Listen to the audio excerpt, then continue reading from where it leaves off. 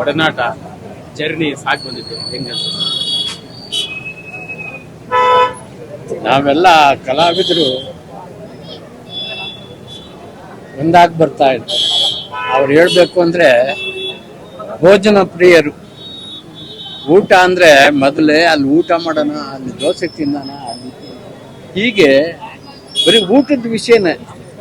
ಮುಂದೆ ಯಾವ್ದಾದ್ರು ಊರಿಗೆ ಹೋಗ್ತೀವಿ ಅಂತ ಅಂದ್ರೆ ಆ ಊರಲ್ಲಿ ನಿಲ್ಸ್ಬಿಡು, ಅಲ್ಲಿ ಬೆಣ್ಣೆ ದೋಸೆ ತಿನ್ಕೊಂಡು ಹೋಗೋಣ.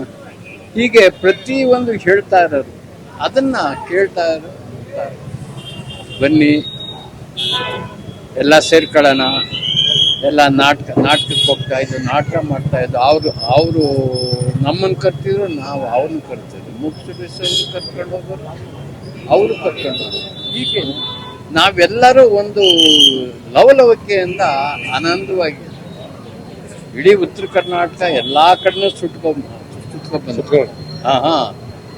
ಅದು ಮರೆಯಕ್ಕಾಗದೆ ಇರ್ತಕ್ಕಂಥ ಒಂದು ದಿನ. ಆ ದಿನ ನೆನೆಸ್ಕೊಂಡಾಗ ಇವತ್ತು ನೋವಾಗುತ್ತೆ. ಅಯ್ಯೋ, ಬ್ಯಾಂಕು ನಮ್ಮ ಜೊತೆ ಇಲ್ವಲ್ಲ, ಯಾಕೆ ಹಿಂಗಾಯ್ತು? ಏನು ಅಲ್ಲ, ಪ್ರತಿಯೊಬ್ಬ ಮನುಷ್ಯನಿಗೂ ಒಂದಿನ ಹುಟ್ಟು ಒಂದಿನ ಸಾವು, ಅದು ಬೇರೆ ವಿಷಯ. ಆದ್ರೂ ಕೂಡ ಹಿಂಗಾಗ್ಬಾರ್ದಾಗಿತ್ತು.